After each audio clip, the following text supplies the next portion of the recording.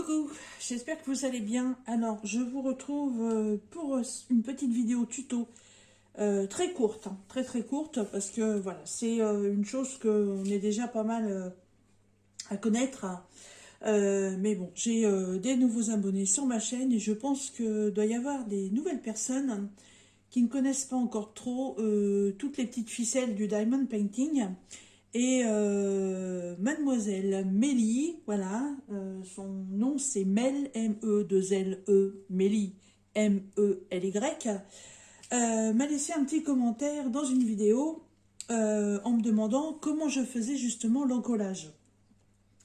Puisque dans ma présentation de ma dernière toile japonaise, avec le cadre noir, je disais qu'en fait cette toile-là, j'allais pas l'encoller puisqu'elle allait être sous cadre.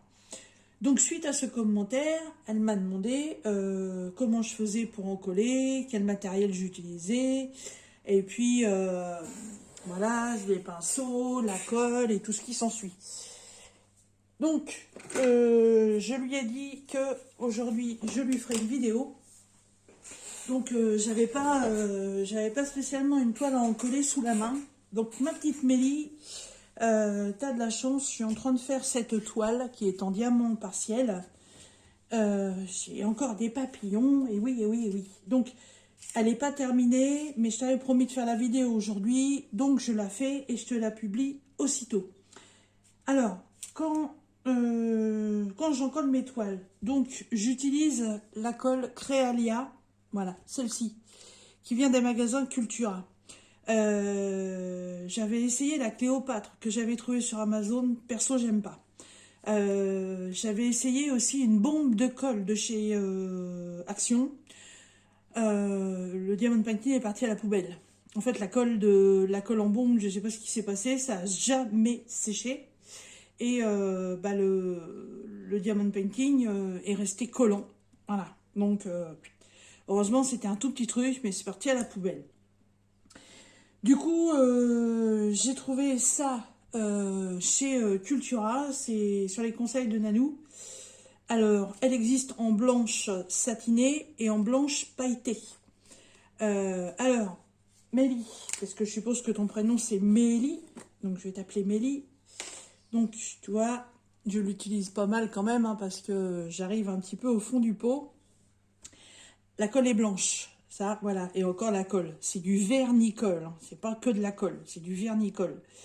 Voilà, idéal pour les collages des papiers fins, serviettes et tout type de support. Voilà, devient transparent au séchage, colle sans solvant et nettoyage à l'eau. Donc, une fois qu'on a fini de l'utiliser, si on rince ses pinceaux immédiatement, il n'y a aucun souci. Alors, pour les diamants painting, enfin les toiles partielles, comme je fais vraiment que là où j'ai posé des diamants, moi j'utilise un tout petit pinceau comme ça pour pouvoir faire que des petites zones.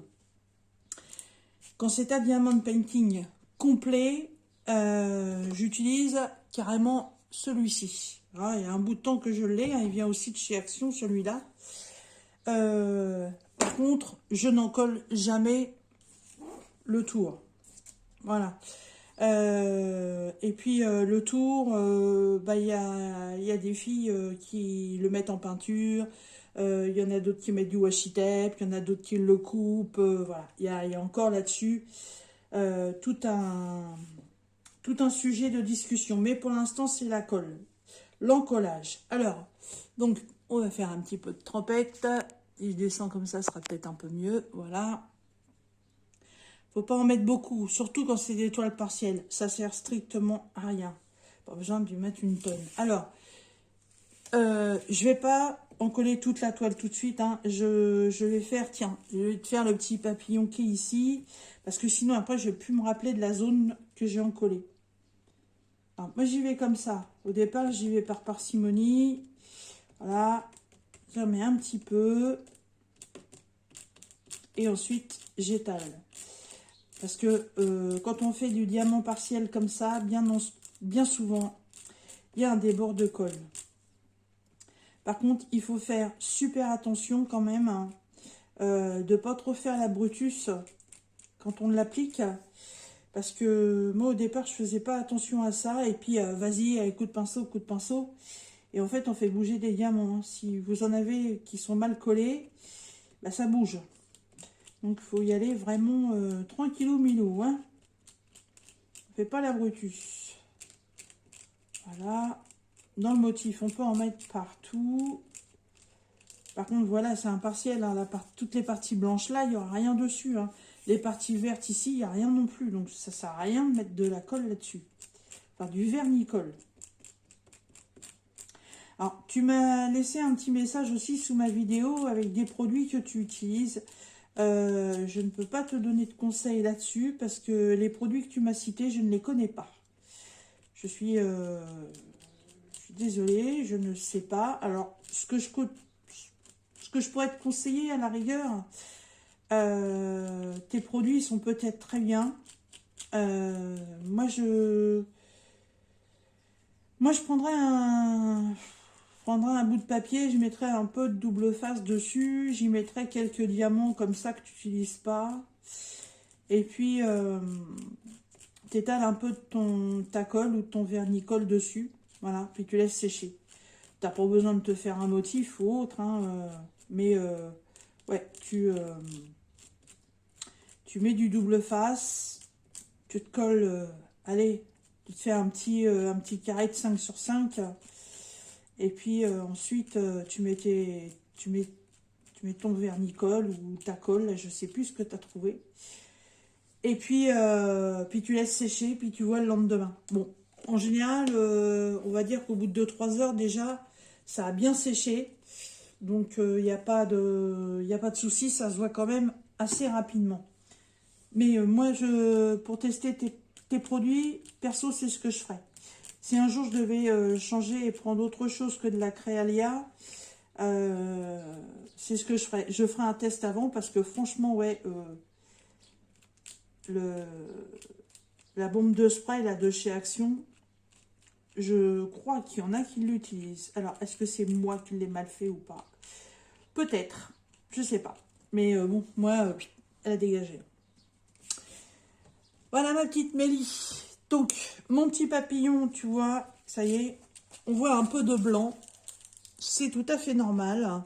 Mais le vernicole de chez Créalia et celui que je t'ai dit en début de vidéo de Cléopâtre, ils deviennent blancs au séchage. Hein. Ça ne se voit absolument plus. Celui avec les paillettes, il est merveilleux. Hein. Mais j'en mets pas sur tous les DP non plus.